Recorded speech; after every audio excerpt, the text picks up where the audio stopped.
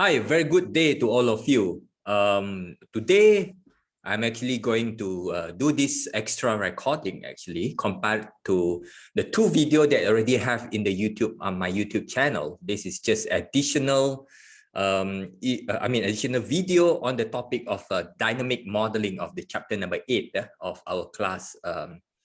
Modeling in economics. So this video will be a complement for both of the video that is already made available there, part 1 of the chapter 8 and part 2 of the chapter 8. So this is just an extra video to explain a little bit more on this dynamic modeling analysis. So I'm going to share with you the some part of the slide, and then certainly go ahead with the e-views, certainly, with e-views with our example that I can give to you, right? The example that we are using, especially using the example of this Sarawak, the GDP, government expenditure, and government revenue. The difference is that, right now you can see my face, video with my face, right? All right, so let's do this. So basically that, let's go e-views first and see what is available. I want to show you a little bit of e-views 12, which actually have a new features for both of these analysis, to share with you what is available actually behind of this so-called analysis behind. Right. So let's go ahead with today. Right now this video we're going to do on dynamic analysis. Right, dynamic analysis, which actually involve both variance decomposition, in short is VDC, and impulse response functions. And both of them also, the e-views actually do have the variance decomposition, and then the e-views also have the impulse response function. And they also have, actually, the e-views have this historical decomposition, and the other parts will be the parts of this interesting part of how they present this variance decomposition in terms of a different angle, right? So let's explore that together in this video. Ready? Let's watch. All right, so back to our basic here. While we are doing here, this will be the extra analysis after the VECM. Certainly, even you do the VAR, even you do the VAR, vector autoregression, like in our chapter number 6, right? After you do the VAR, if it's not co-integrated, certainly we do the VAR. If it's co-integrated, we do the VECM like the previous chapter number 7. So if it's co-integrated or not co-integrated, actually, because we're still using the VAR as the estimation model, we actually can proceed with impulse response function and variance decomposition. Let me show you with that. Let me take this, for example, again, these 3 variables. The GDP, the expenditure, and the revenue. Open as a group first. What you need to do first is certainly test the co-integration, right? To prove that there's a co-integration exists. In this case, based on this video, let me show you the result that is not co-integrated. First, not co-integrated, repeat. Show you the result that's not co-integrated, which is option number 4 here. The result shows that they're not co-integrated. Yeah, result here shows that. They are not co-integrated. No co-integration exists. So with no co-integration exists, we could not proceed with VECM. So we proceed with VAR, the normal VAR. So how to proceed with the normal VAR? Certainly we go ahead with MAC vector autoregression here. MAC vector autoregression here. Look at that. So there's 2 options here. One is where if it's not co-integrated, right? The case where not co-integrated, we proceed with VAR. As I already shown you, actually, last week, we proceed with VAR, the standard VAR, not this VECM and all these other version types of VAR. Right? So standard VAR, the leg should be used here is 1, based on co-integration, here, right? Based on co-integration, right? Leg is 1, right? So let me do this and click OK on that. So this is the result of VAR, not complete yet. So we'll go ahead with the causality. That's what we have done last week also, right? We have done last week and proof that here we don't have causality, we have one here causality from GDP to revenue here, from this causality analysis. I skip through this part. I just go through this part because we have gone through this part. How we know this? 5%, for example, right? Let me close this thing first, and then we proceed. Our next steps is to estimate variance decomposition, right? In terms of VAR understanding. Proceed with VAR, test causality, and then variance decomposition and impulse response function, right? So go ahead. Here, come to view. After you go proc. This is proc. This is go back to view here. Leg structure is for the granular causality. You go back for impulse response, variance decomposition, and there's another one called historical decomposition. We do not explore this one, but if you want to explore, you can read through this the help file in eViews. What is historical decomposition? The idea behind actually are quite similar to what we are doing. It's just that perhaps how they decompose it is different way. That's it. That's the understanding behind here. All right, let's get here. So we do variance decomposition first. As I said in my previous video, the two video, again, this is extra video. You see here will be a little bit different. The setup is a little bit different here. It's called VAR variance decomposition. VAR variance decomposition. Bear in mind, VAR variance decomposition. The period, you can extend the period, for example, to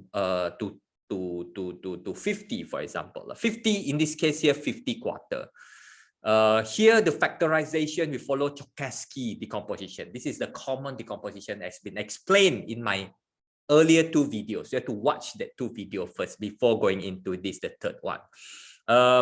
Either you want to do the none or the Monte Carlo, right? No problem. We can do the Monte Carlo also. We can provide 1000 just to see the results here, right? Let me proceed with what we have here. This is the result of VAR variance decomposition. The options is a little bit different. If you have the earlier version of eView, like eView 10, you will have a choice to have whether you want to estimate it in terms of graph, you want to present the result in terms of graph, you want to present the result in terms of table. But here is different, right? You see here, it's very, very interesting. The decomposition, Chap8P3 ordering, the output view, here, in terms of table, this is the table view, right? This is the table view, 50 quarter here in this sense. You have graph, multiple graph. You want it to be presented in multiple graph, or you want to present in combined graph, or you want to present in stacked graph. Like this. This is an interesting presentation. For example, I put it up here. Let me just share with you what is going on here. Right? So what does that mean here? For example, let me go back to the table. From the table, perhaps you don't see it very clear. But what is very obvious here, what is very obvious is already explained in my earlier video, is that if you added up this one plus this one plus this one, this is the value, not the one in bracket.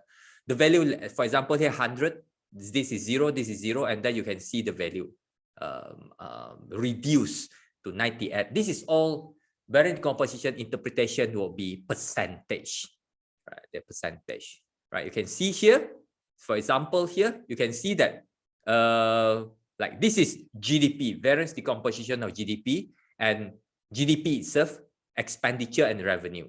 So which one is the stronger impact towards GDP? So in this case, we can safely say that from this result, right?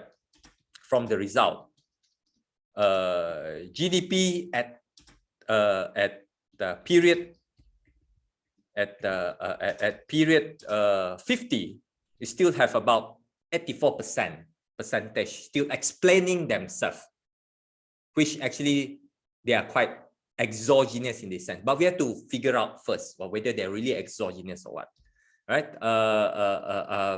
It's about 84%. 84% of shocks explaining themselves. 100% is full shock, for example. And here is what expenditure about 11%, and let me They skipped through already. Yeah? It's supposed to be up here. 50. Let me go 50. 50. So expenditure is about 11% and revenue is about 3%. That again added up, this one is 100%. Always added up, this one is 100%. That is why I present this table. Let me go back to the I think chapter number 7, we have the table, right? Chapter number 7. This table that I already put up in your ellipse. Actually, we are coming here. So here in this particular direction is that this is the cumulative, the last part here, which is do not reported in most of the papers, but we do that just to have an extra information. I do that for extra information. All right. So let me see. This is from the table perspective. Let's see here. This is the rather interesting and again analysis. Stack graph. Stack graph here prove that in terms of color. This is new. That's why I bring you this picture. Here is GDP, variance decomposition of GDP, variance decomposition of expenditure, variance decomposition of revenue. You can see the blue color here represent expenditure. The orange color represent expenditure, the green color. So here you can see that even towards the end of 50 period of time, beyond the sample, the shock of GDP and the decomposition of GDP, they still explain themselves even up to that. So the blue color is still dominating the orange and the green color. Here, on the other side of the coin, you can see that, right, the impact of expenditure towards themselves have reduced and the GDP impact towards expenditure increase. You can see the blue color here going up, the percentage going up towards the 50 period of time. Here on the other side of the coin, you can see that revenue actually reduce and GDP also can explain revenue. Is proof here. If you want to see the proof, you can see here. For example, here, variance decomposition of expenditure, let's see GDP. So GDP have grown 35%. And 60% still certainly belongs to expenditure itself, has been proved by this graph here, right? That's proved by this graph here, right here, right here in this sense. Yeah. Oh, where's the other one? I lost the other one. Oh. Oh, yeah. It come back. Sorry. It come back. I thought I lost it. So you see that the expenditure increase. Let's go back to the table again. If you go back to the table again, it proves to the point here for revenue. Let me prove the point here. First variable here is GDP. So GDP increased until 59%, explaining revenue. Revenue itself only 26%. So in this sense, we can safely say that GDP is exogenous, strongly exogenous. And then expenditure and revenue is rather endogenous. Exogenous means it affected others, and endogenous been affected. Right. Exogenous means that you are the leader. You've been you impact others, but endogenous is the other way around. Right. That is variance decomposition. The interesting part about variance decomposition. You can see the combined graph you don't want, but this stack graph is rather new. This is new in eViews 12 that I discovered recently. You don't have it in the earlier. If you said prove the point of this analysis, if you want to look at that. All right. Let's go ahead with the second analysis, which is the impulse response function. Impulse response function. Let's go back to view, go back to impulse response. Here we have the option. Coming back to the option here, I can set the horizon 50. The method is up. it's up to us to choose the response of the standard error, whether it's analytics, asymptotic here. We can choose this analytics or Monte Carlo. The impulse definition, either Chomsky, either generalized, either structural, but we're not doing structural. If you want to do structural VAR, there's another story. There's another storyline of structural VAR. It's also a VAR, but it's a structural VAR. So let's just choose generalized impulse response function, which is called GI here. Let me clear this. Let me add the G in front there. What's the difference between impulse response and generalized? Generalized means that it doesn't matter of the it goes back to the idea of VAR. It doesn't matter which variable comes first. The result will be the same. This idea behind means that it's not sensitive to the ordering of the variable accordingly. But most of the results actually are not very sensitive to the ordering. Why that matters? Because if we change the variable sequence, it might change the result. But generalized impulse response function ensure that the result will remain the same, even though we change the sequence of the variables. The impulse response here. Let's go here. Generalized impulse response and click OK. This is the result. For example, again, the impulse and the response, both. Wow. Right? What is more interesting is that I can delete this thing off up to myself. Let's say, for example, I don't want this part. I don't want this part. I don't want this part. Certainly, I cannot do that, right? I added up back. Click on this. I click on this. Double click on this. This is eView 12. If you have earlier version of eView, you'll not be able to do this, especially eView 10, because I'm using eView 10 also, but eView 12 is available. So this is pretty interesting. Amazing, I would say that. All right, here. All right, and here output view. Output view also you can be in table, in multiple graph, in combined graph. But what we want is actually the combined graph. I mean multiple graph in this sense. Or you can control back. Let me check back. None. Let me go asymptotic. Let's see what happened. All right. If asymptotic, you have this one. You have this the line, the dotted line there. Or the Monte Carlo, you also have that dotted line. Oh, this Monte Carlo looks more different. Let's go asymptotic here. Okay, let's go asymptotic here. All right, asymptotic here would produce such a thing to see the impact, actually, to see the impact. So either you want to have multiple graph or combined graph like this. Combined graph might not be so obviously. Have a look here. So how to interpret, as I already explained in the earlier video, said that the interpretation is very straightforward, right?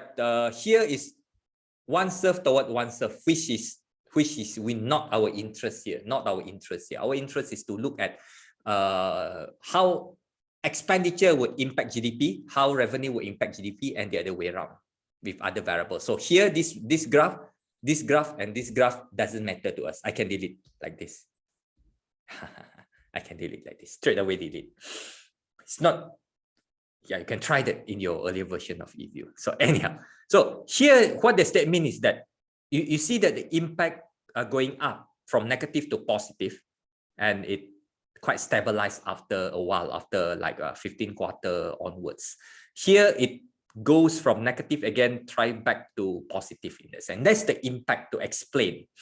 When does the impact die off? Means that anything happen. Imagine that this dynamic analysis is, imagine that we have actually finalized our model in VECM.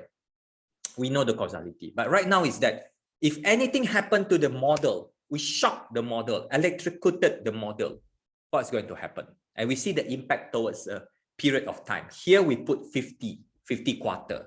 It's about what, 10 years, more than 10 years, right? I mean, more than 10 years impact of about 12 years impact of what we are trying to see. But if you think that 50 is too long, you can drag down to 20 or so on. So here you can see the impact here, or you want to see the table, the value, then the value is here. But the interpretation is, as been mentioned, goes from negative to positive, goes from the impact and whether the impact die off. When does the impact die off? When does the impact die off? That's the question here. All right, this is the part. So I think I finish up. No, not yet. This is when it's co-integrated. I mean, it's not co-integrated. Same thing when it's not, when it's co-integrated, same thing when it's co-integrated. If let's say it's co-integrated, let me change this result to co-integration. We choose this one, we choose leg 2. This is the result. Same thing, we go VECM first. We go VECM.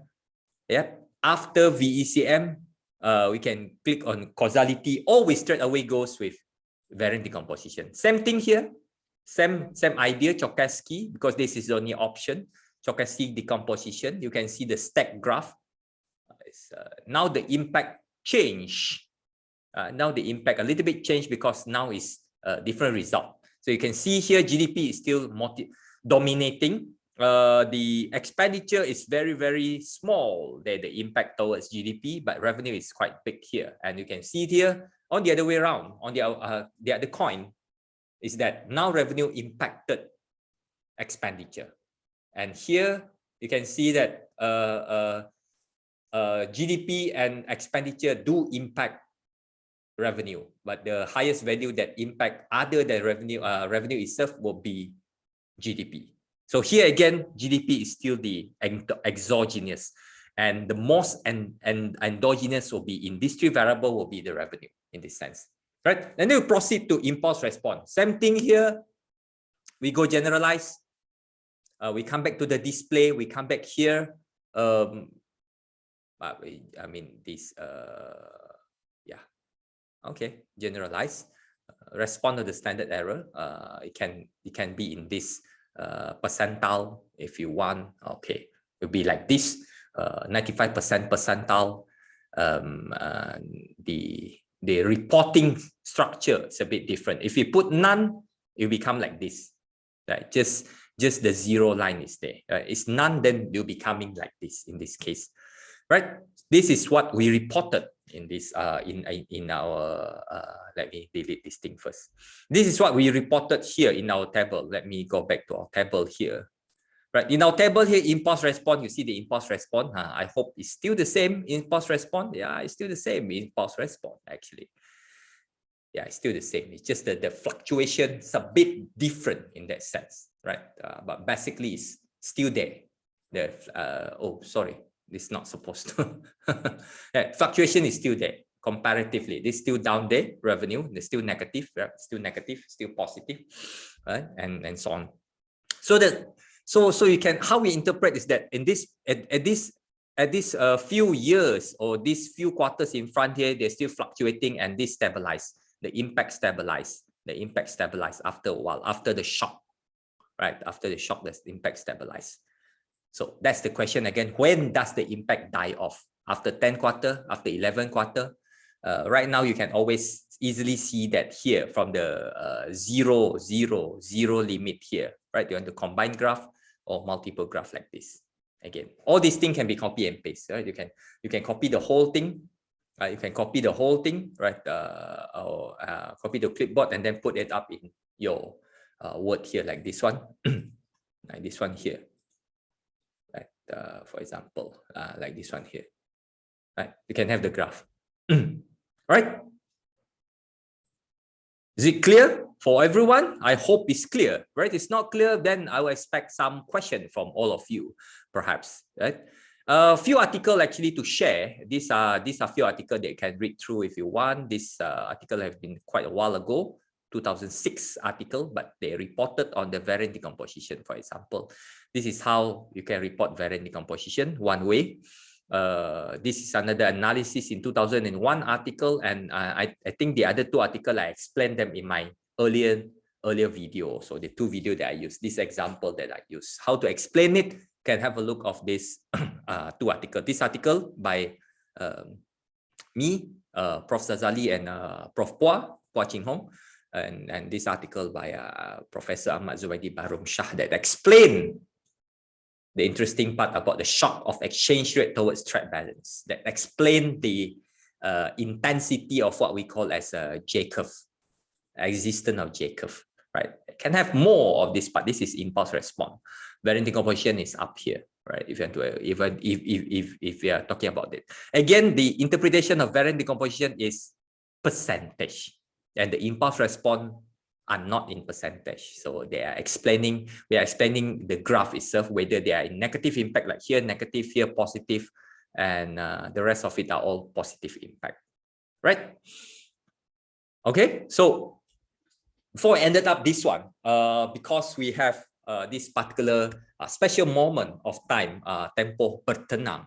So so I expect some question from you. You can, I will create the link inside Ellipse. You can post the question there, and then we will discover that next week. So next week we'll come into a new chapter, which is panel analysis. Have a look at the video. Have a look of my video in the that I already shared in Ellipse. Right to my. Let me go back to the Ellipse here. This is not Ellipse.